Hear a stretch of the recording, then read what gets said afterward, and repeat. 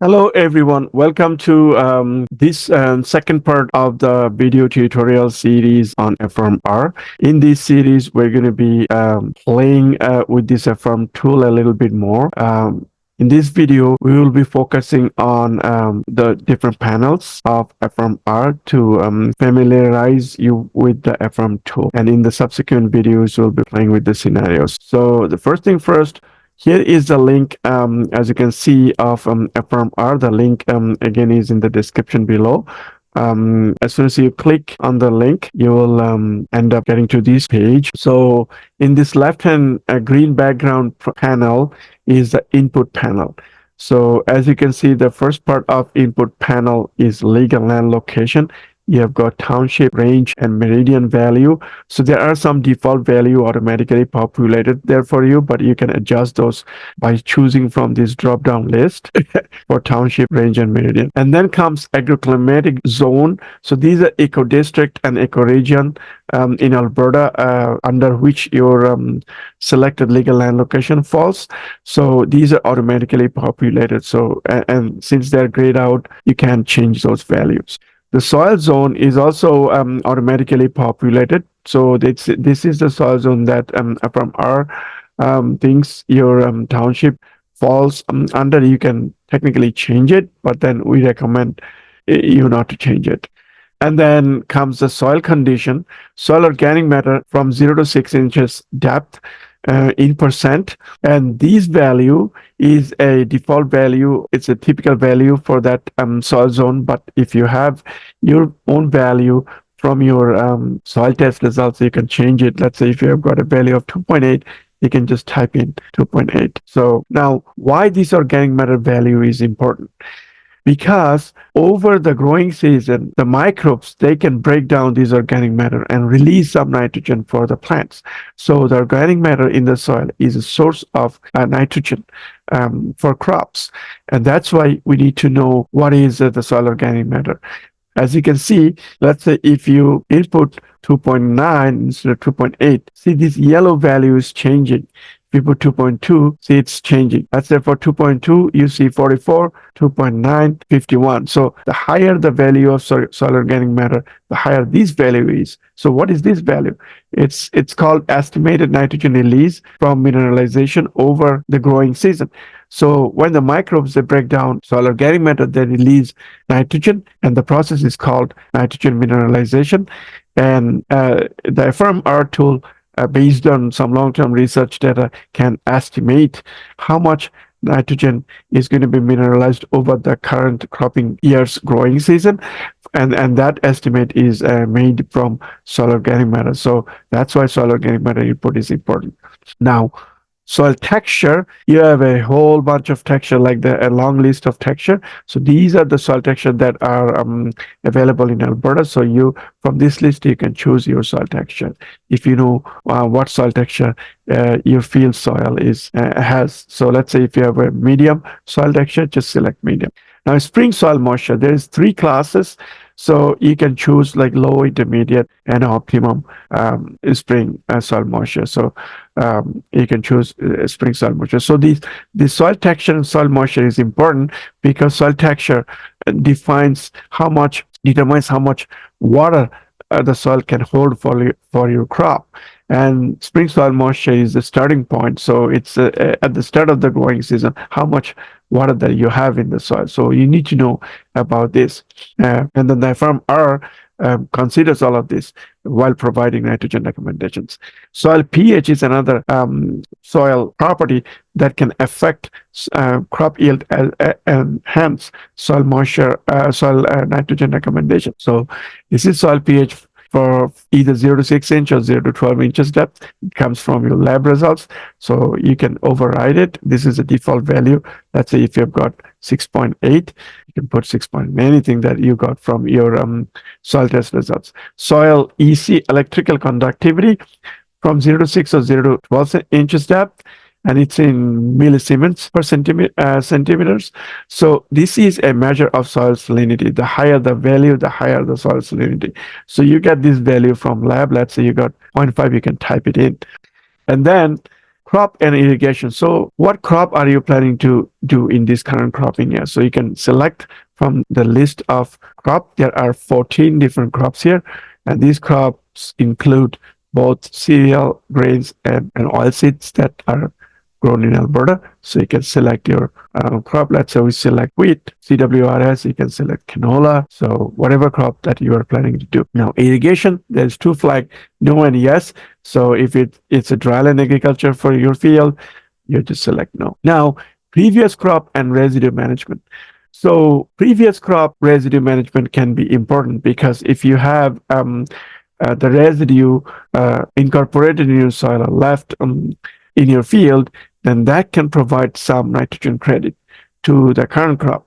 And based on your input here, the how much nitrogen credit is going to go from your previous year's crop residue to your current crop year is going to be estimated by the AFFIRM tool, again based on some research data. So you can see that estimated residual nitrogen from previous crop residue in pounds nitrogen per acre. If you selected barley and let's say 60 bushels per acre, again, this is automatically chosen for you. And then you have to provide this yield value on this unit. And then you select soil incorporated or removed from field or removed by burning. So it can be, for now, if you selected barley, it's the value is only 1 pound per acre. That's not a big value. But what if you have a pulse crop? Let's say chickpeas, and then you have let's say yield of 30 bushels per acre. See, then that can become very important, very significant. So it's showing, the tool is showing that if you incorporated those into the soil, and if you had chickpeas last year, you had a yield of 30 bushels per acre, you may have a 30 pounds nitrogen per acre in nitrogen credit. Let's say if you remove the residue in the field, and that has an impact, you can see that nitrogen credit gets lower. If you burn it, it is similar to removal. So let's go back to the previous one, just put it back to the default. So the idea is you can play with all different situations and scenarios that fits to your field. Now, fertilizer management. So what is the fertilizer product that you are planning to apply? So the default is urea. You can change the product to other products that we have in the list in AFFIRM-R. So you can select it from this list. You have all conventional fertilizers as well as some of the enhanced efficiency fertilizers and some liquid fertilizers too. And then you can select from select the fertilizer application timing, either fall or spring, from this list. And you can also select different placement method, banding, broadcasting, broadcast plus incorporated, and seed placement. And this section has inputs on crop nitrogen sources other than nitrogen fertilizers.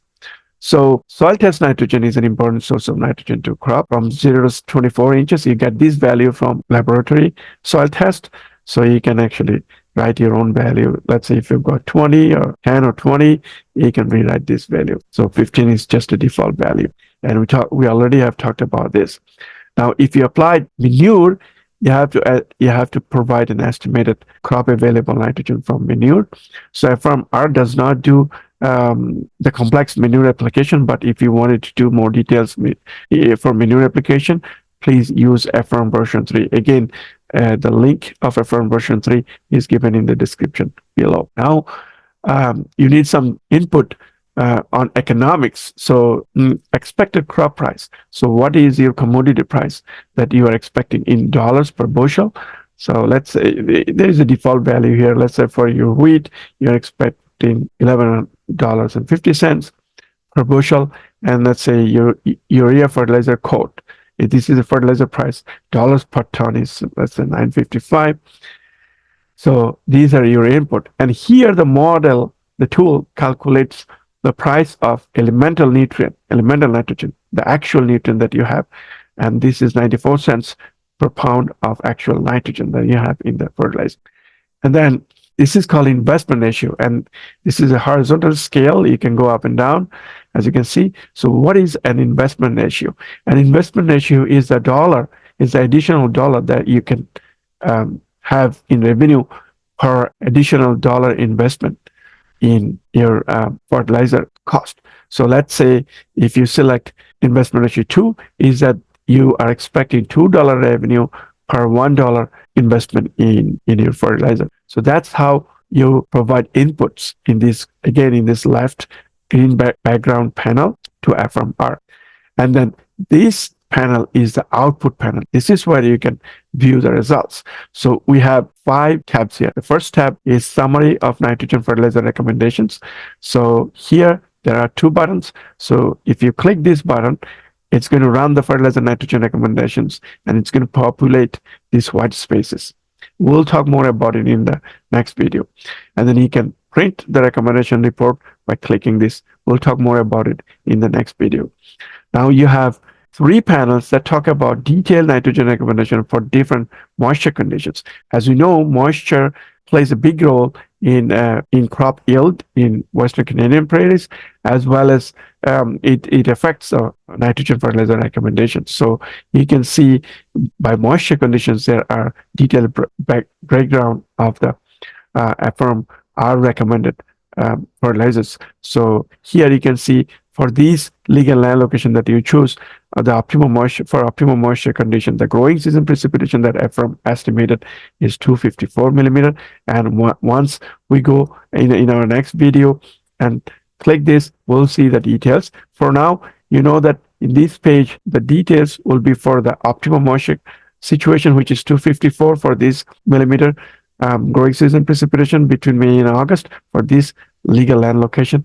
And this page will populate the recommendation results for the intermediate, which is again estimated precipitation of 188 millimeter May to August for this particular legal land location. Again, these precipitations are estimated based on long-term precipitation data, and this is the low moisture conditions. So these moisture situations are actually giving you different probabilistic scenario. So when you are talking about the optimum moisture conditions, that's the most optimistic scenario, and this is the most pessimistic scenario, the low moisture condition.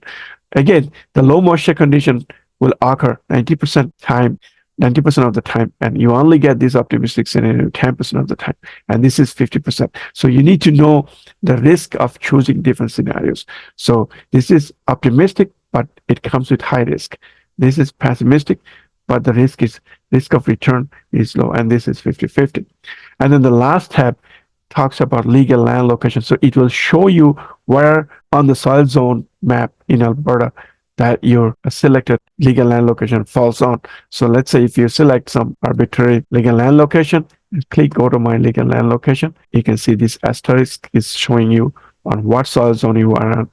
For this particular selection that we just have made, we are in the brown soil zone. So soil zone has a lot of effects on how crop grows in Alberta. So AFFIRM-R considers all those factors. So that's all for this video. In our next video, we'll be talking more about how to run the scenarios. For now, thank you everyone, and I welcome you to watch the next video. Bye.